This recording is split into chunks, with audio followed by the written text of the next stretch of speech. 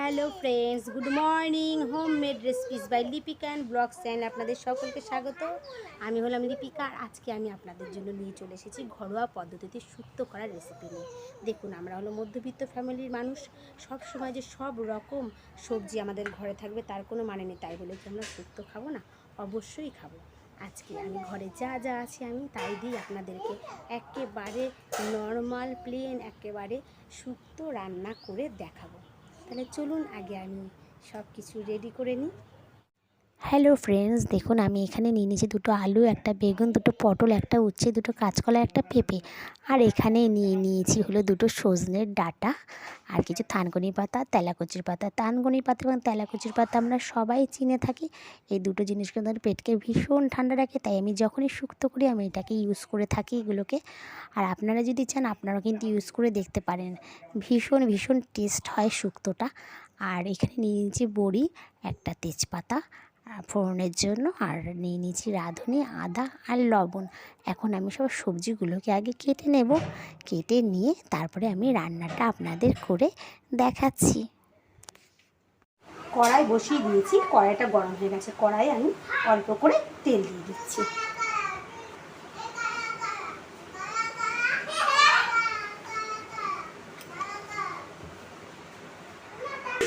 কড়াইয়ে দিয়ে দিচ্ছি বড়িগুলো।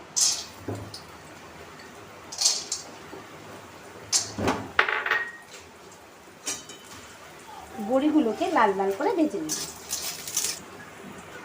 বড়িগুলো ভাজা হয়ে গেছে, বড়িগুলোকে নামিয়ে দিচ্ছি।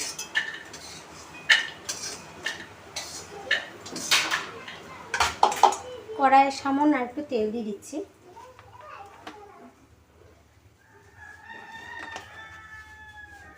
উচ্ছেগুলোকে আমি ভেজে নিচ্ছি। উচ্ছেগুলোকে আমি লাল লাল করে ভেজে নেব।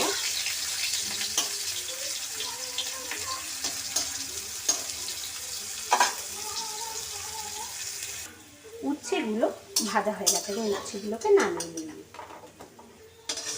এবার এই তেলের মধ্যেই আমি বেগুনগুলোকে হালকা করে ভেজে নেব।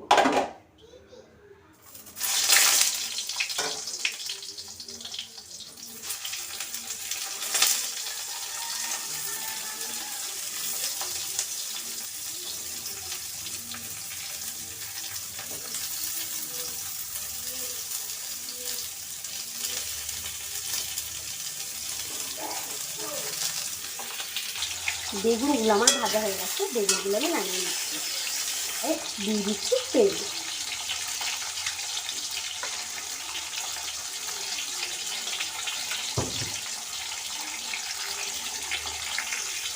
কড়াইয়ে তেল গরম হয়ে গেছে, দিয়ে দিচ্ছি তেজপাতাটা ফোড়ন, দিয়ে দিলাম রাঁধুনি। একটু নাড়িয়ে চাড়িয়ে রাঁধুনিটা লাল লাল হয়ে গেছে, দিয়ে দিচ্ছি বাদ বাকি সব সবজিগুলো।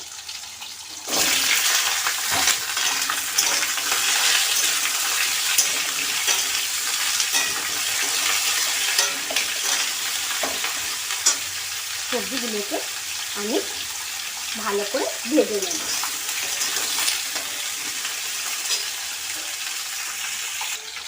দেখুন, আমার সবজিগুলো মোটামুটি ভাজা হয়ে এসেছে। আমি যে তেলাকুচির ডাঁটাগুলো নিয়েছিলাম সেগুলোকে ডাঁটাগুলো এবং পাতাগুলো দিয়ে দিলাম। তেলাকুচির ডাঁটা পাতা কিন্তু ভীষণই টেস্টি একটা খাবার।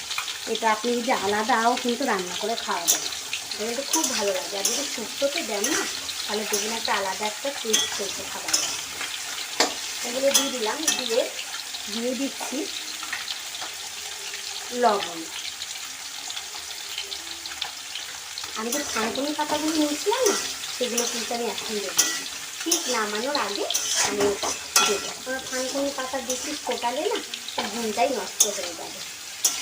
দেখুন, আমার পেঁপে, কলা, ডাঁটা, পটল সব মোটামুটি ভাজা হয়েই গেছে। এত দারুণ একটা সুন্দর সেন্ট বেরোচ্ছে, কী বলবো।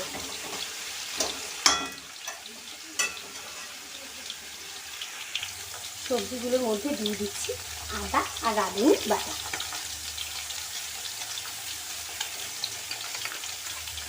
দিয়ে ভালো করে সবজির সাথে মশলার সাথে মিশিয়ে দেবো।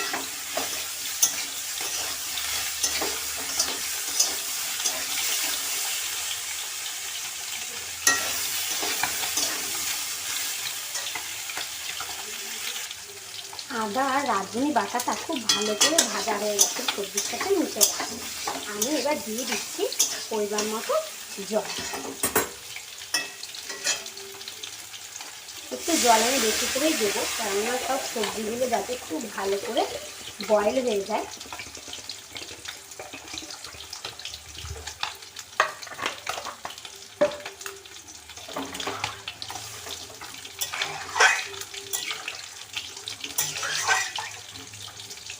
আমি গ্যাসটা একটু জোরে করে দিলাম, দিয়ে আমি একটা ঢাকনি দিয়ে এটাকে ঢেকে দিচ্ছি। জলটা যখন ফুটে আসবে তখন আমি গ্যাসটাকে একটু অল্প আঁচ করে দেবো, যাতে সবজিগুলো ভালো করে আস্তে আস্তে বয়েল হয়। দিয়ে দিচ্ছি থানকুনি পাতাটা।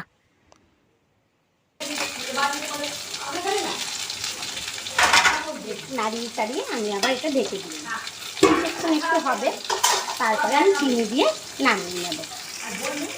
শুক্তোর মধ্যে দিয়ে দিচ্ছি স্বাদ মতো চিনি। শুক্তো যদি একটু মিষ্টি মিষ্টি না হয় খেতে খুব একটা ভালো লাগে না, মিষ্টি না দিলে শুক্তো টেস্টি লাগে না। একেবারে দিলাম, দিয়ে একটু নাড়িয়ে চাড়িয়ে আমি নামিয়ে নেব।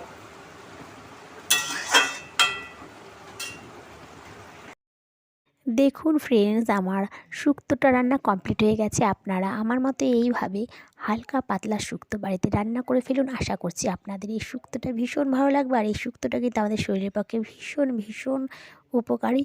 আর আপনাদের যদি ভালো লেগে থাকে আমার রান্নাটি, তাহলে অবশ্যই আমার চ্যানেলটিকে সাবস্ক্রাইব করে দেবেন, আর কমেন্ট শেয়ার লাইক অবশ্যই করবেন। Tata, bye bye.